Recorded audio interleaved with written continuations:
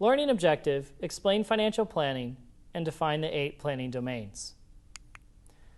Financial planning is a process. It's not a product.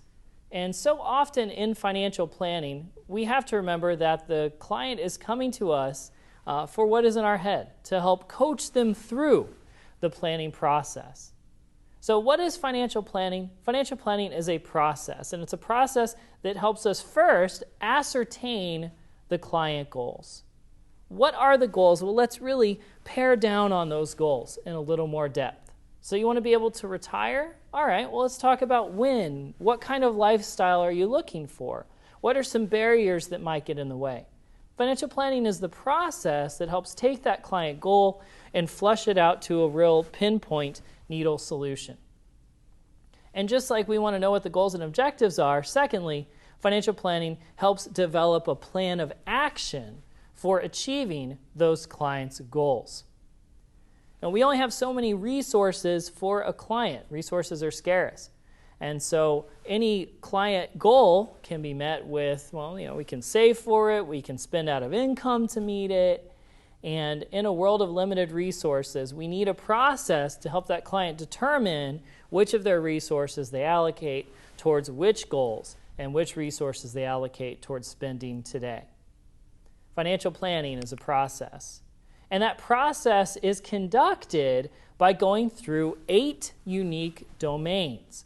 And so we're going to talk about the domains of the financial planning process. And I'm going to cover them as an aggregate group, and then we're really going to flesh out what goes into each domain in the following slides. The first thing we need to do is establish the client relationship. So we need to really decide, what am I going to do for the client and what am I not going to do for the client? For that matter, how am I getting paid to work with the client? And does the client understand my expectations of them? With this in mind, we establish the client relationship.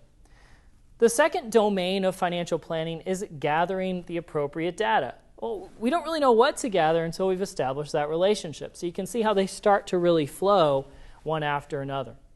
So when it comes time to gather data, I'm going to look for tax returns. I'm going to look for analyticals. I may have a fact finder questionnaire, a risk tolerance questionnaire.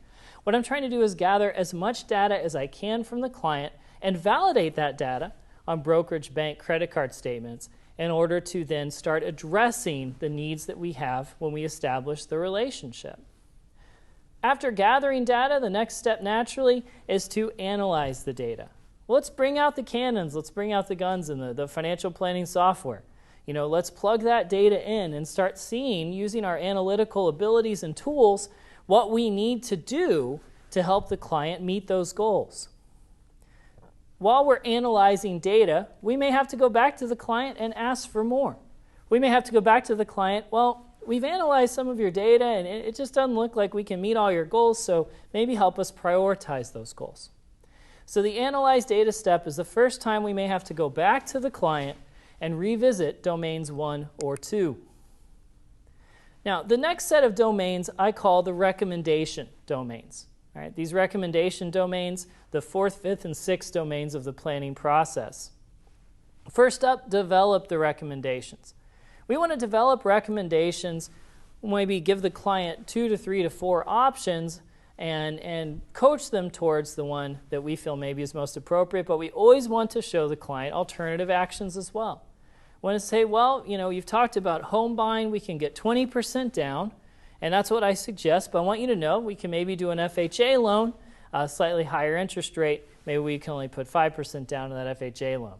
All right, we're going to develop recommendations. The next step in the planning process, we're talking about communicating those recommendations to the public. It's great that we've developed recommendations and we can develop the sharpest recommendations available. But if the client doesn't really understand where we're coming from, then those recommendations aren't very good. So we want to communicate. And we have to be very careful with sensitive markets and how we communicate those. Are we working with maybe a client who's 85, 90 years old? Well, we just want to make sure that they understand, perceive cognitively with us on that. Are we working with a client from a different cultural or language background? Again, communication becomes vital. The last of our recommendation domains is to implement the recommendations. So we've developed, we've communicated, it's time to put those into action. So that's sort of our domains of recommendation we want with the client. And our last two domains, the seventh and eighth. The seventh is to monitor the recommendations. Well, in financial planning, it's not enough just to make the sale. It's not enough just to place the product. We have to monitor those recommendations ongoing. And lastly, practice professionally. This domain I like to think of is the circle that all the other domains fall in. What does practice professionally mean? Well, if you are a registered investment advisor, it means following the SEC rules of an investment advisor. If you are a broker or a broker-dealer, follow the rules of a broker. If you want to hold out the CLU or CHFC mark, you need to follow the rules set forth by the CLU and CHFC. We'll cover those in Chapter 3. And if you're a CFP professional, you need to follow the rules set forth by the CFP board. Practice professionally. You want to follow professional, legal, and regulatory standards through each step of the process.